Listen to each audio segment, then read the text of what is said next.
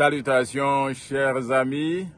Encore une fois, que la grâce et la paix de notre Seigneur Jésus abondent dans votre cœur. Merci pour la disponibilité et la présence, votre fidélité à suivre nos émissions. Et avant de plonger dans l'étude biblique de ce jour, je vous invite à incliner nos têtes pour la prière. Éternel notre Dieu, notre Père, merci encore pour ta bonté, ta miséricorde. Seigneur, merci pour ta parole qui est la vérité et qui sanctifie. Sanctifie-nous par ta parole. Ta parole est la vérité, Seigneur. Parle à travers moi, par moi et pour moi. Et communique, Seigneur, à tes enfants les vertus de ta bonté et de ta miséricorde. Au nom et par amour de Jésus, nous te prions. Amen. Chers amis, je vous invite à suivre cette étude intitulée « Les deux Adams ». Les deux Adams. Si vous voulez bien comprendre, vous allez retourner voir la croix, partie 1, et la croix, partie 2. Parce que la croix, nous avons découvert ensemble que la croix de Jésus constitue le point central de l'évangile. Et nous avons illustré cela, eh bien, nous avons pu trouver que vraiment nous avons besoin de nous accrocher en la personne de Jésus à travers la croix sur laquelle il a été crucifié, immolé. Maintenant, nous allons parler de deux Adams. Bien sûr, qui dit les deux, il dit le premier et le second. Le premier et le second, qui est le premier Adam et qui est le second Adam, en quoi les deux Adams constituent nos ancêtres et en quoi nous bénéficions d'eux. Alors, nous allons découvrir cette vérité dans les Écritures, dans l'épître de Paul aux Romains. L'épître de Paul aux Romains, chapitre 5, verset 12, nous lirons, nous ferons une longue lecture, ne vous lassez pas.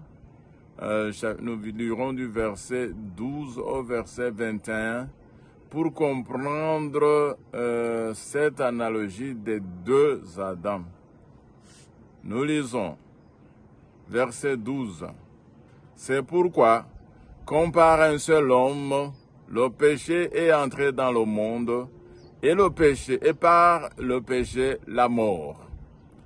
Et qu'ainsi la mort s'est étendue sur tous les hommes, parce que tous ont péché. Car jusqu'à la loi, le péché était dans le monde. Or, le péché n'est pas imputé, car il n'y a point de loi. Cependant, la mort a régné depuis Adam jusqu'à Moïse, même ceux qui n'avaient pas péché par une transgression semblable à celle d'Adam, lequel est la figure de celui qui devait venir. Ici, déjà, on introduit l'idée d'un seul homme, de par qui le péché est entré dans le monde, et de par qui la mort a suivi, et que cette mort ne s'est pas arrêtée sur une ou deux personnes, mais la mort s'est étendue sur toute l'humanité. Comment cela a pu être possible? Pas à cause du péché originel? Certainement pas. Il y a ceux qui disent que c'est le péché originel qui nous hante tous, mais cela n'est pas soutenu par la Bible. Ce qui est soutenu par la Bible, c'est que la nature pécheresse que Adam a acquis en péchant Adam a pu propager cette nature pécheresse et ses conséquences sur toute l'humanité, parce que Adam était le père de l'humanité, Adam était le roi de l'humanité. Or, vous savez, mes chers amis, quand vous êtes un roi, vous avez les sujets. Et ce qui vous arrive à vous, ce qui arrive au roi, a des impacts sérieux sur les sujets de ce roi. Eh bien, c'est ce qui nous est arrivé. Quand Adam a péché, non seulement il est notre roi, mais il est aussi notre parent. Et nous étions dans ses entrailles. Et quand il fut maudit, quand il prit sur lui la malédiction du péché et la mort et toutes les conséquences, quand Dieu lui disait, voici tu es maudit, et la terre sera maudite à cause de toi, laisse-moi demander, est-ce qu'il y a un individu sur la terre devant qui la terre n'est pas maudite? Quand la terre a dû pousser les chardons et les épines, je vous demande, est-ce que les épines et les chardons ont poussé dans le champ d'Adam et se sont arrêtés? Certainement pas. Les conséquences du péché d'Adam se sont étendues sur toute l'humanité parce que nous avons hérité sa nature pécheresse et ses conséquences, dont la mort avec lui. Nous continuons au verset 15 et 16. Mais il n'en est pas du don gratuit comme de l'offense, car si par l'offense d'un seul il en est beaucoup qui sont morts, à plus forte raison, la grâce de Dieu et le don de la grâce venant d'un seul homme, Jésus-Christ, ont-ils été abondamment répandus sur beaucoup.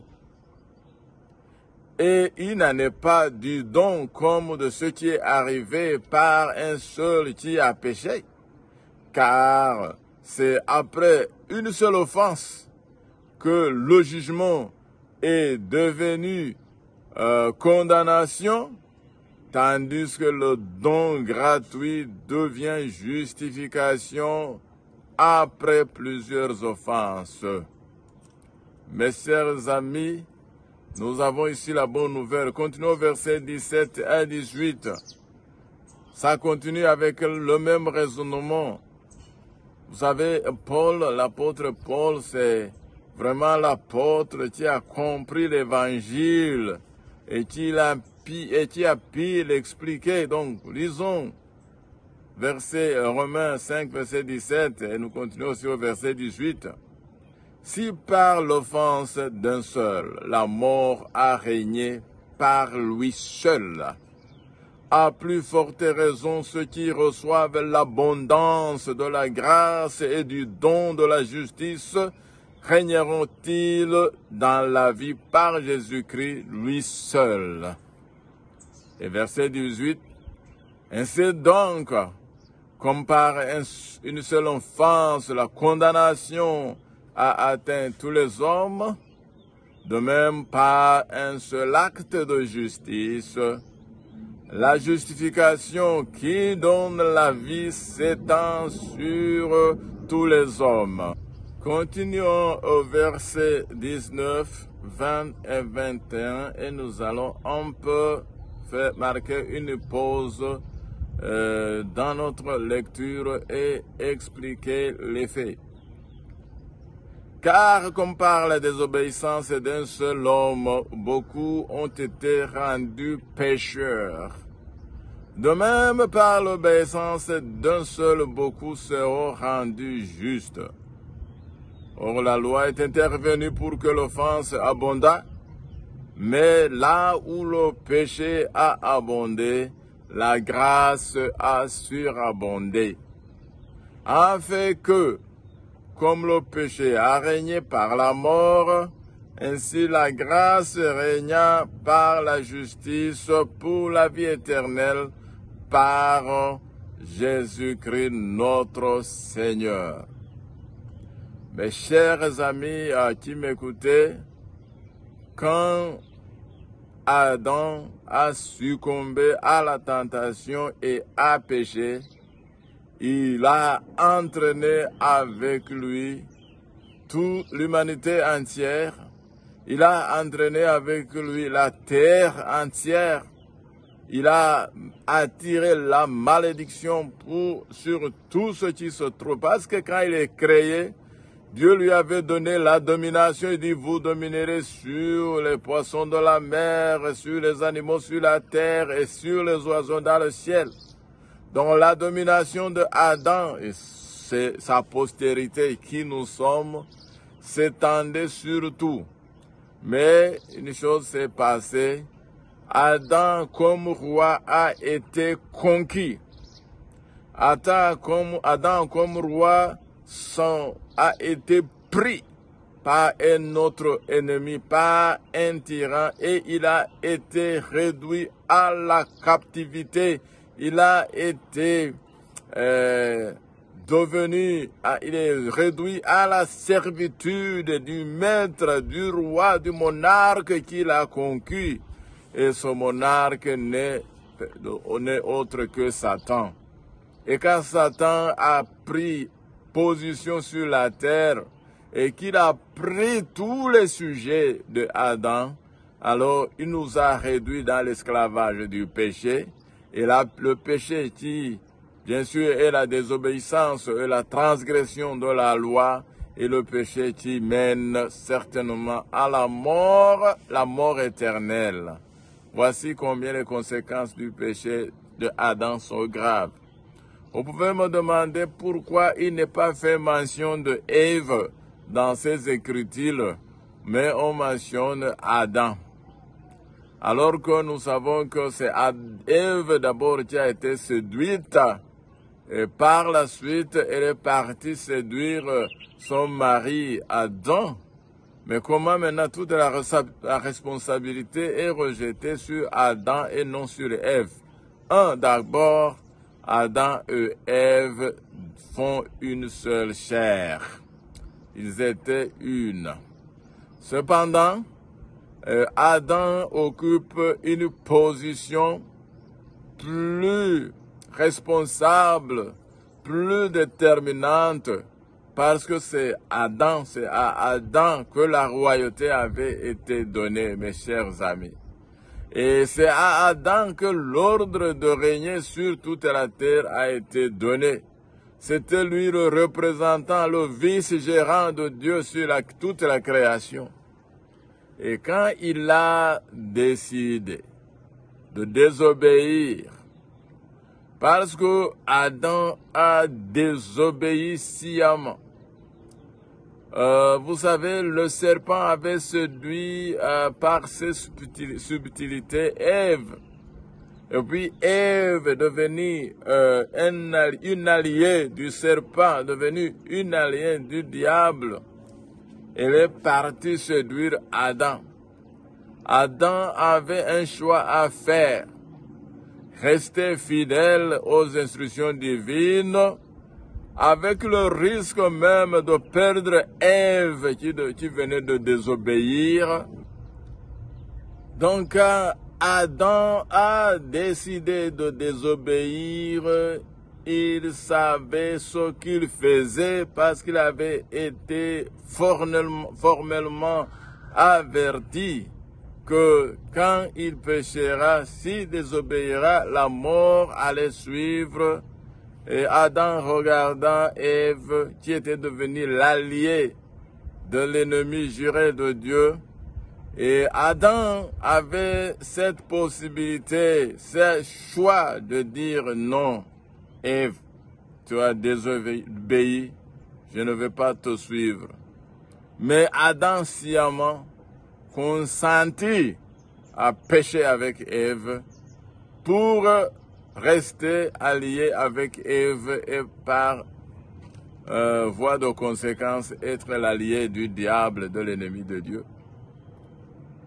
Et voilà pourquoi Adam, il dit que dans les Écritures, on dit que le péché a emporté même ceux qui n'ont pas péché selon la similitude d'Adam. Parce que figurez-vous que lorsque Adam a été créé, il n'était pas comme nous. Nous sommes nés avec l'inclination à faire le mal dans notre nature. La nature que Adam avait avant le péché, c'était une nature sainte. C'était quelqu'un qui avait la possibilité de rester dans l'obéissance parce qu'il était sans corruption. Il n'était pas corrompu comme nous autres. C'était quelqu'un qui était créé saint et qui était créé pur et qui n'avait pas d'influence du péché ou bien de la nature pécheresse. Et quand il succomba à la tentation, c'est sciemment qu'il a dû faire le choix entre l'obéissance et la désobéissance. Il a choisi la désobéissance. Il a désobéi au commandement qui lui avait été donné. Et ainsi, il a entraîné avec lui une multitude que nous sommes. Oh, quel malheur. Mais bonne nouvelle que nous venons de voir, chers amis, c'est qu'il y a eu l'offrande, l'abandon, le don de Dieu. Dieu a donné, il a tellement aimé le monde, comme nous le voyons à Jean 3,16, qu'il a donné son Fils unique. Et quand Dieu a donné son Fils, il lui a donné la grâce et le don venant de Dieu que tous ceux qui croiront en lui, c'est Jésus, que tous ceux qui s'attacheront à Jésus, tous ceux qui s'allieront avec Jésus pourront, bonne nouvelle, merveilleuse nouvelle, rompre avec la nature pécheresse d'Adam et devenir une nouvelle création en Jésus-Christ. Voilà pourquoi il nous dit comme l'offense d'un seul a amené la perdition, le péché, la mort. Il n'en est pas du don gratuit comme de l'offense, car si par l'offense d'un seul, il en est beaucoup qui sont morts, à plus forte raison la grâce de Dieu et le don de la grâce venant d'un seul homme, Jésus-Christ, ont-ils été abondamment répandus sur beaucoup? Oh, mes chers amis, nous avons la chance de nous débarrasser de la condamnation, de nous débarrasser de l'offense, de nous débarrasser de la mort et nous revêtir d'une nouvelle vie en Jésus-Christ, nous revêtir de la grâce et régner en justice avec Jésus. Quelle merveilleuse nouvelle! Et la personne qui fait cela, la seule personne qui, vous savez, il y a eu beaucoup de prophètes, il y a beaucoup d'envoyés de Dieu qui se sont succédés, dont Abraham, Noé, Abraham, Moïse, Joseph, les prophètes, David, le roi. Tout cela n'ont pas pu nous régénérer. Tout cela, ils pouvaient nous enseigner, ils pouvaient nous montrer la voie de la justice, ils pouvaient nous montrer Jésus. Mais il n'y a pas une seule personne qui a le pouvoir de transformer notre vie, d'abolir le péché, abolir la condamnation du péché, abolir même la mort et les conséquences du péché sur nous, le poids du péché. C'est la seule personne, c'est Jésus-Christ. Parce que celui-ci, il est venu aussi, non pas lié au péché. Rappelez-vous aussi, comme Adam, il naquit sans péché, Et il est venu maintenant faire une offrande volontaire, un sacrifice volontaire. Et tous ceux qui acceptent son sacrifice sont devenus ses sujets. Donc nous pouvons, gloire à Dieu, devenir sujets de Dieu dans la personne de Jésus-Christ et hériter la vie, et hériter la justice, hériter même la vie éternelle qui est offerte dans la personne de Jésus-Christ qui est devenu notre roi. Souvenez-vous quand Ésaïe annonçait la naissance et la venue de Jésus, quand il dit un fils nous est né, un sauveur nous est donné, on l'appellera l'admirable, conseiller, le prince de la paix, le Père éternel, hein? Voyez tous ces noms, hein? Non seulement admirable, conseiller, hein? Mais il est le prince de la paix. Il est le roi de la paix, le roi de Salem. Souvenez-vous.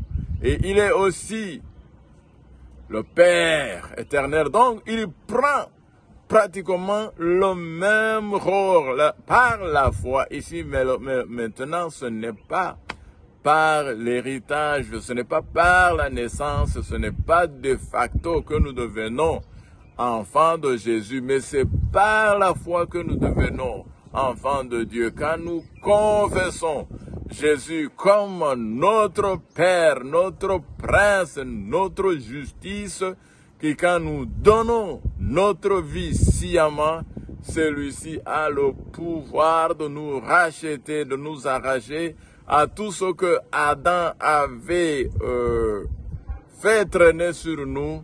Jésus a ce pouvoir de défaire tout ce que tout ce que nous avions hérité d'Adam et devenir de nouvelles créatures en Jésus. Nous lisons maintenant qu'est-ce qu'il y a à retenir dans ce texte de Romains chapitre 5.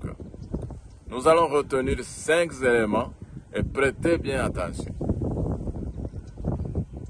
Le fait que je sois considéré comme pécheur et condamné à mort, ou que je sois déclaré juste et je suis justifié et qualifié pour la vie éternelle, est lié à l'histoire d'Adam ou à l'histoire de Christ. Sur la base de la désobéissance d'Adam, je suis considéré comme pécheur, rebelle. Mais sur la base de l'obéissance du Christ, je suis déclaré juste. Alléluia, gloire à Dieu. Donc ça, c'est le premier fait à retenir. Qu'est-ce qu'on doit retenir encore dans ce texte? Eh bien, si nous appartenons à l'humanité produite par Adam, nous sommes constitués en pécheurs, en rebelles contre Dieu, et nous sommes condamnés à mort, et à la mort éternelle. Ce n'est pas la mort que nous appelons le sommeil. Ne soyez pas confondus. Quand nous parlons de la mort qui est la conséquence du péché, ce n'est pas le sommeil que nous avons aujourd'hui. Non. Cette mort est même intervenue pour limiter les dégâts que le péché avait causés dans notre nature. Mais la mort éternelle qui guette et qui attend les rebelles, c'est ça la conséquence. C'est même ça le péché. C'est même ça la conséquence du péché d'Adam. Quand lui a dit que tu auras péché, tu mourras, ce n'était pas de cette mort du sommeil, mais c'était de la mort éternelle. Donc en revanche, si nous appartenons à l'humanité initiée par le Christ, gloire à Dieu, nous sommes déclarés justes et qualifiés pour la vie éternelle et le paradis. Oh, quelle merveilleuse nouvelle. En d'autres termes, notre destinée éternelle dépend de l'humanité à laquelle nous choisissons appartenir. Nous n'avons pas vraiment un grand choix à faire pour appartenir à Adam parce que nous sommes nés sous Adam. Mais si nous voulons appartenir à l'humanité initiée par Jésus-Christ, nous devons faire un choix raisonné, un choix judicieux et un choix déterminé. 3. Nous sommes en train de voir ce qu'il y a à retenir.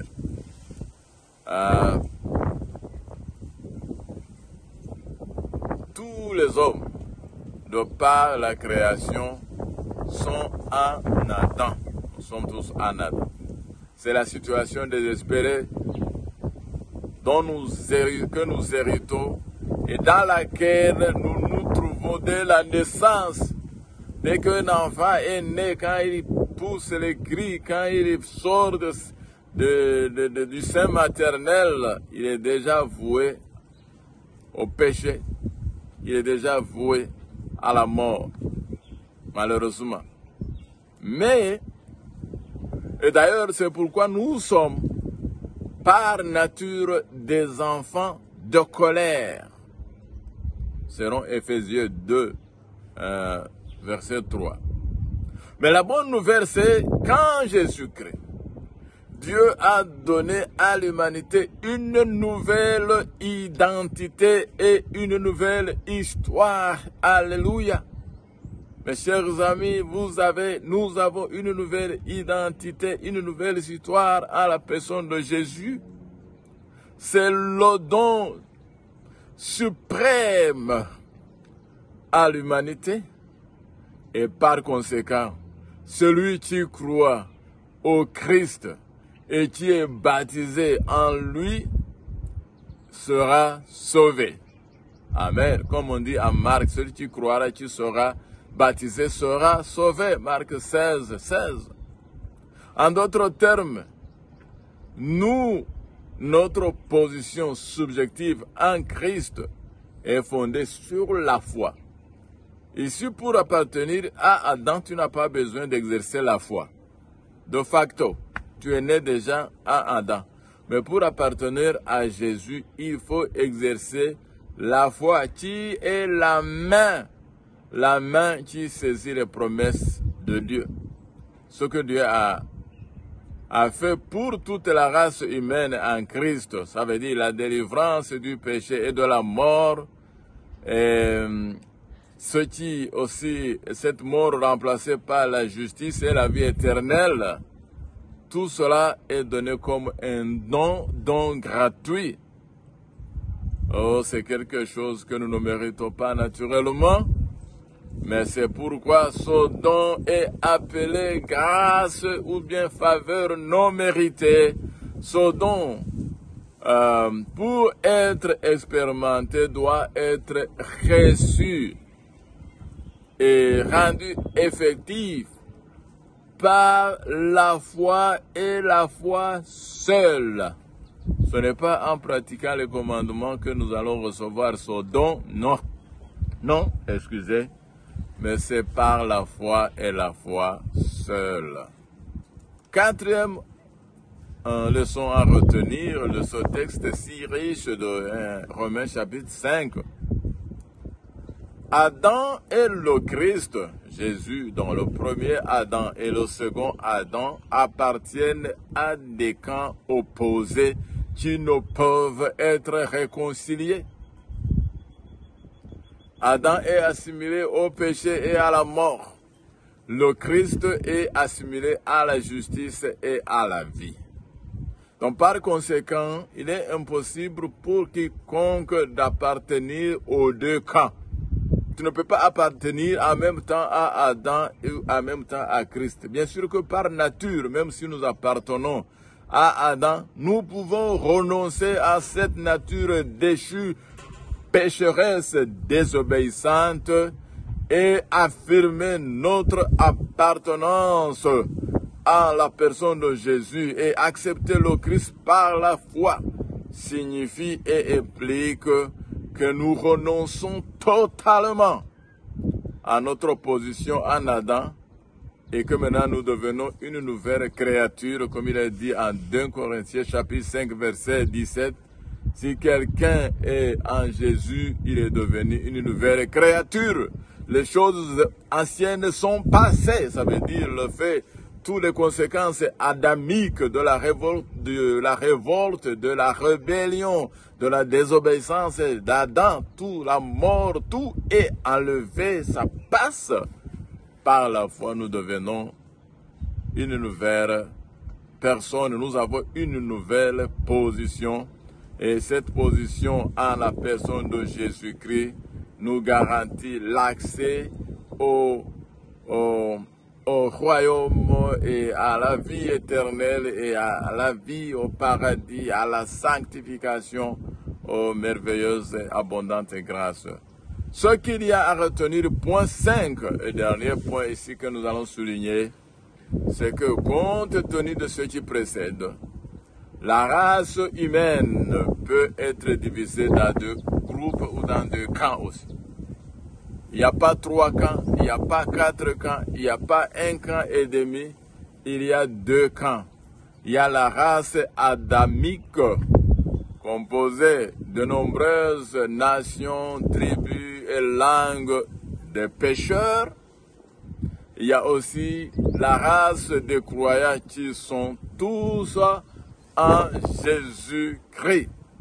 Et si nous devenons en Jésus-Christ, nous devenons une nouvelle créature, et nous devenons une famille, nous devenons une seule famille en Jésus.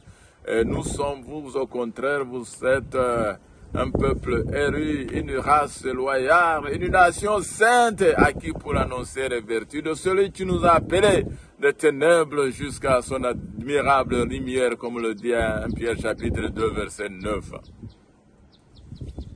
Donc, l'homme a le choix d'appartenir à l'un ou l'autre de ces 2 groupes, à un camp ou à un autre. Vous ne pouvez pas crocher entre les 2 camps. Vous devez choisir le camp. Nous devons choisir le camp dans lequel nous appartenons. Et ça, c'est aujourd'hui. N'attendez pas demain. Si vous vous rendez compte que vous n'avez pas complètement décidé où appartenir, parce que maintenant, vous avez le choix à faire. Vous pouvez dire, je ne veux rien changer, je reste dans Adam, je meurs dans Adam. Ou bien vous pouvez dire, non, je veux briser la monotonie, briser ce poids du péché qui pèse sur moi et je vais m'allier à la personne de Jésus-Christ. Et vous devenez une nouvelle créature et vous conservez une nouvelle nature.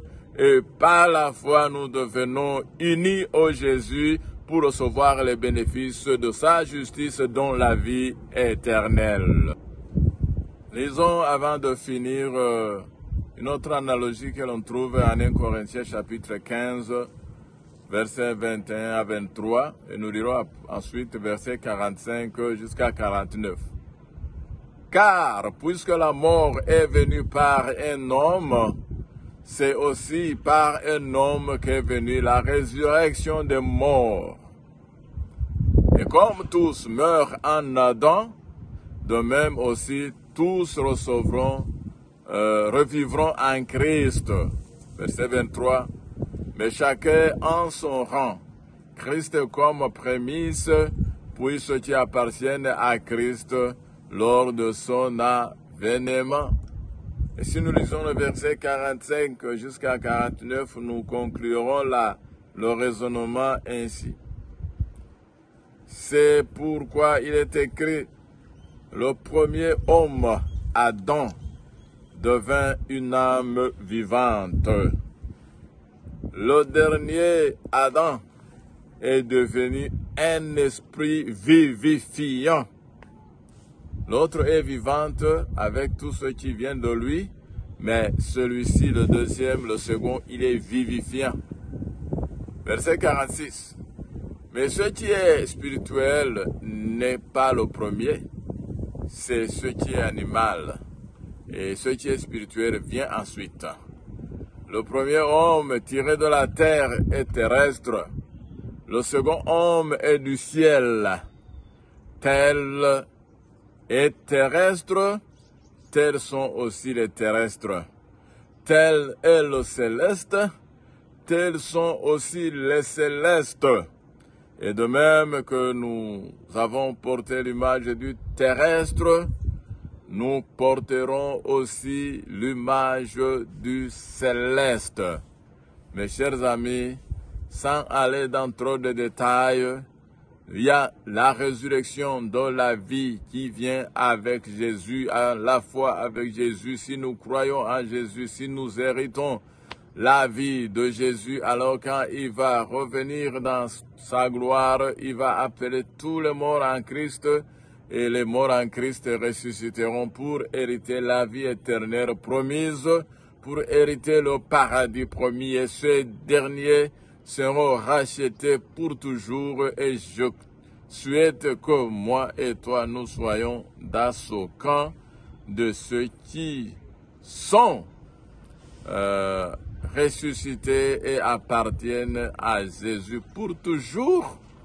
Eh bien, nous voyons que Jésus a ce pouvoir de nous rendre la nature céleste. De par Adam, nous avons la nature terrestre et ses conséquences, mais de par Jésus, par la foi en Jésus, nous héritons une nouvelle nature, la nature céleste. Et nous sommes recréés, une nouvelle création à l'image du céleste, et nous appartenons à Dieu et nous devenons ses enfants, sa famille. En résumé, il y a beaucoup de grâces que nous héritons dans la personne de Jésus, le second Adam. Parce que je n'ai pas besoin de retourner sur ce que nous héritons dans le premier Adam. Dans le premier Adam, nous héritons la désobéissance, nous héritons le péché, nous héritons la dégradation et la mort qui est la mort éternelle. Voilà ce que nous héritons de Adam. Il n'y a pas autre chose que cette nature corrompue, la pourriture et la mort est dans nos membres si nous nous accrochons en la personne de Adam, le père de notre race humaine, le père de l'humanité. Mais si nous nous accrochons par la foi à la personne de Jésus, voici tous les privilèges et plus d'autres qui deviennent les nôtres. Selon les Écritures, nous devenons enfants de Dieu. Jean chapitre 1, verset 12, à tous ceux qui ont cru, à ceux qui l'ont reçu, à ceux qui ont cru en son nom. Il leur donnait le pouvoir de devenir enfants de Dieu. Donc, et Jean s'exclame encore, voyez quel amour le Père nous a témoigné pour que nous devenions enfants de Dieu. Et nous le sommes, il confirme. Devenir enfants de Dieu en Jésus-Christ, c'est le don dans le second Adam. Et notre don dans le second Adam, naître de nouveau, comme nous voyons en Jean chapitre 3, verset 3 à 5, quand Jésus déclarait à Nicodème, il vous faut naître de nouveau. Donc nous avons une nouvelle naissance dans la personne de Jésus, dans le second Adam. Un autre don que nous avons, la vie éternelle, car Dieu a tant aimé le monde, il a donné son Fils unique, afin quiconque croit en lui ne périsse point, mais qu'il ait la vie éternelle. Jean 3, verset 16, chers amis.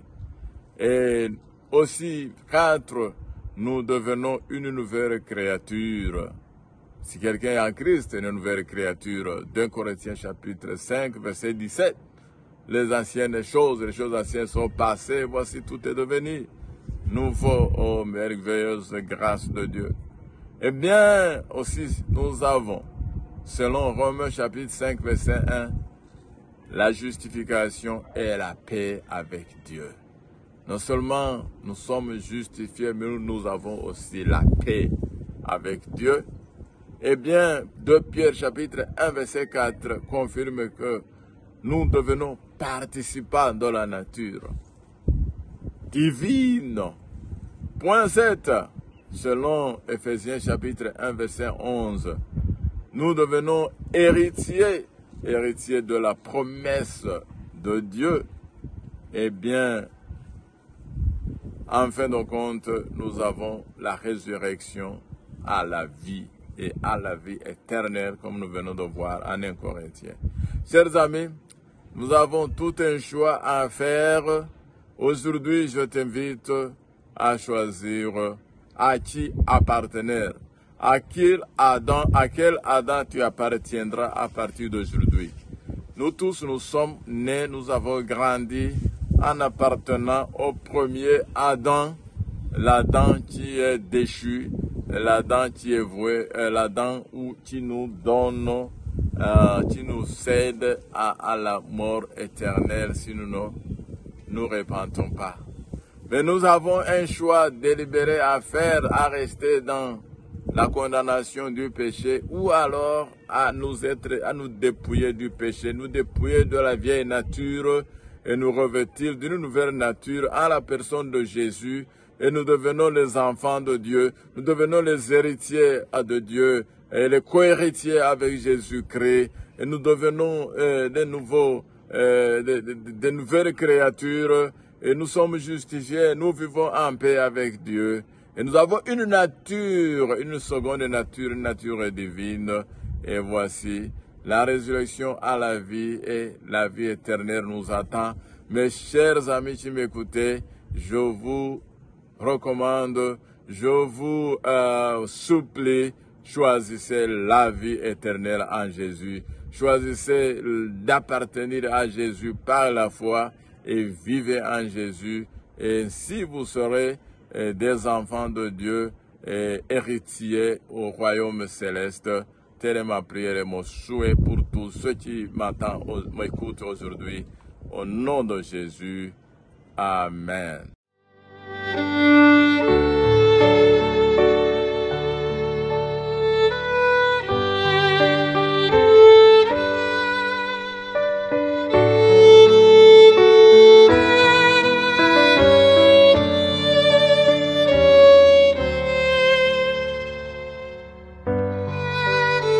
Thank you.